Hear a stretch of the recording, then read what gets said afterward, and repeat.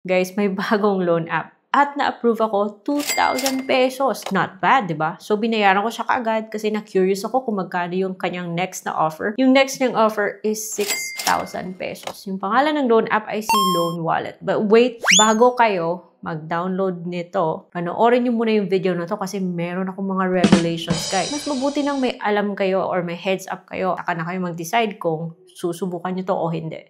So, keep watching.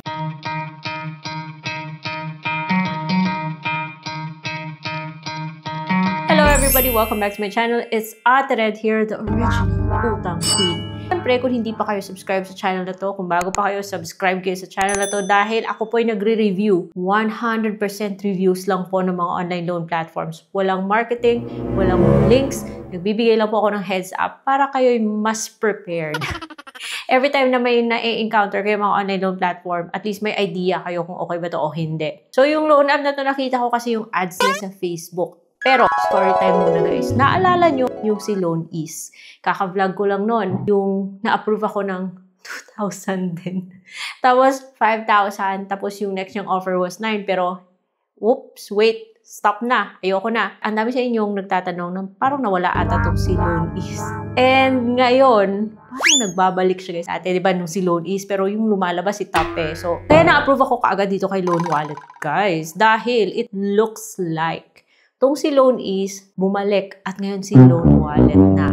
Kaya approve ako kaagad ng 2,000 pesos. So, kung hindi nyo mahanap si Loan Ease, nako, eto na siya. Correct me if I'm wrong ha, kung mali yung conclusion ko because this is just based on my personal experience. Sinubukan ko kasi, nakita ko yung ad ni Loan Wallet sa Facebook. Akalain mo, sabi niya, 35,000 pesos, 9 terms daw, 12 terms, yung ganun, ito lang yung babayaran mo. Napaka-promising niya guys. Nung dinownload ko siya, bigla na lang ako na ano na kagad yung aking information, bongga. Kaya nung sinubmit ko, ayan, approve.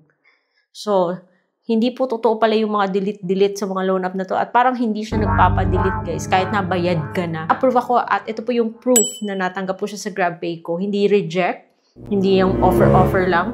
Tinili ko talaga yung loan kasi gusto ko talagang malaman at mabigyan kayo ng complete na review. Sa 2,000 na yan, hindi po siya buong natatanggap. Kasi may ikakaltas po siya, mga ganun. Yung natanggap ko is 1,200. And yung sender, okay, kasi palagi ko siyang pinapadala sa Grab ko. Yung sender ay iisa lang. Kasi yung si Loan Ease pala, si Top Peso naman pala yata yung provide ng service. Itong si Loan Wallet, ganun din. So, kaya yun guys, na-approve ako. Anyway, so enough of this. And yung next yung offer was 6,000. Syempre, hindi ko na tinake kasi alam ko nang may kaltas siya. For those of you na nagbabalak and parang ano pa rin, ang litong-litor, ayaw pa rin maniwala sa akin. So, ito na yung mga screenshots natin, mga guys ha. Para mas, nasa iOS na, feeling ko after 1 week, mawawala ulit to. At papalit na naman to ng pangalan. Kasi kahit na binayaran ko, ayaw niya pa rin magpa-delete, guys. So, sabi niya dito, 68,000 pesos daw yung maximum niyong pwedeng ipahiram. Convenient process, alam niyo na yon. And then, pagkatapos under daw siya sa, iba naman yung developer nito. Pinapalabas siyang iba yung developer kaysa kay Loan Ease. Pero bakit? Patuloy ako sa pag-review kasi sabi niya 6 ratings, 4.8. Pero wala kang makiklik dyan para makita mo yung sinasabi ng mga nagbigay sa kanya ng rating. Hingi po ng permission sa lahat ng contacts na nasa phone book nyo. Andito pala guys, lumabas si Loan Ease. Ayan. So, hindi pa nga ako nagbibigay ng phone number. May offer na siyang 60,000 pesos. At pag-click ko ng apply, okay, syempre magbibigay ka ng phone number. Pag-click mo ng send, lalabas na dun mismo yung OTP. So, hindi mo na kailangan pumuntang inbox para hanapin yung OTP. Doon na mismo, hintayin mo na lang, magfo-float lang yan sa app. And ito po yung kanyang privacy policy. Ewan ko siguro nagka-copy-paste lang to yung ano nila yung developer nila Syempre, mag-a-agree kasi kayo doon, kaya binabanggit ko siya.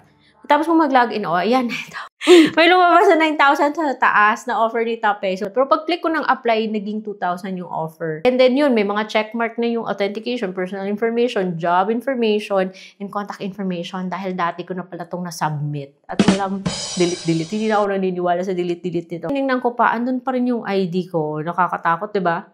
So, umiiba-iba yung number, pero doon ka tumingin sa baba. And then yung offer niya is 2,000 pesos from Top Peso. Nang apply, same offer, 7 days pa rin, magkakaltas ng 1,200.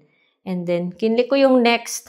Wala pang 5 minutes. Pumasok na kagad sa GrabPay ko, 1,200. Pagbayad, ganun din. Tulad din sa kay Loanease na pwede ka mag-generate ng QR. So, na-scan ko siya galing dun sa GrabPay ko.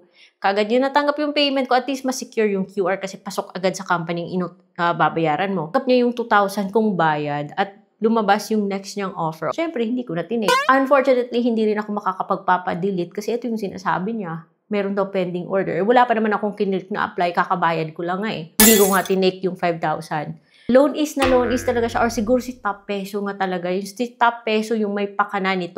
So, andun pa rin yung record ko. So, okay, so this is why dapat nag-iingat tayo sa kung saan-saan natin sinasabit yung ating personal information. And Loanease, tapos ito, si Loan Wallet, LF, whatever man gusto nyo banggiting company, wala po sila sa list of recorded online lending platforms sa SEC. Nagkakaproblema nga tayo sa mga loan platforms na andun sa SEC na list. How much more yung wala, diba? So, yung loan app na to, ang daming red flags. Hindi totoo na nagdi-delete siyang information. So, kaloka, nakakatakot pa ganyan, diba? Mag-ingat po. Mag-ingat po talaga sa kung saan tayo nagsasubmit ng ating personal information. Sa loan app na to, andun na lahat. So, kung gusto nyo malaman yung application process sa loan app na to, you can check my old video sa kay Loanease. Kasi binayaran ko kaagad at nagkaroon ako ng increase, 5,000. Umutang ulit ako guys at binayaran ko ulit. At nagka-offer ulit ako 9,000. So, medyo mabigat na responsibility na yan, guys. Parehas na naman sila. And of course, I'm not saying na tama ako. This is just my conclusion. This is just my theory basis sa na-observe ko. Feel free to correct me. If you think I'm wrong, let me know what you think. And the comment section is open. Just be respectful. And guys, kung ayaw nyo sa mga loan apps na to, syempre, meron akong na-prepare na list. Isang playlist ng mga legit na mga loan apps na na-try ko. And they are far better. Mas legit. Much better sila kaysa sa loan app na ganito. Yung mga loan apps na nasa list of, sa playlist na yan, yung legit loan apps by Ate Red, rehistrado po sa SEC. Tapos, okay naman yung offer nila, yung interest, okay naman sila. So, feel free to check them out. Hindi ko sila rin-recommend. Ni-review ko lang sila at naging okay yung experience ko, kaya nilagay ko sila sa isang playlist. And of course, with confidence, I can say na mas okay sila compared dito sa kay Loan Wallet, Loanease, Top Peso, whatever. So, bago kayo mapadpad sa mga ganitong klaseng loan app, guys, check nyo muna yung mga legit na mga online loan platforms. And that's it for today's video. I hope you learned something and let me know what you think. If ako yung masusunod, iiwasan ko to. But then, kayo naman yung masusunod. Yung importante is, alam po natin yung ating mga pinapasukan. So, that's all for today. I'll see you on my next vlog.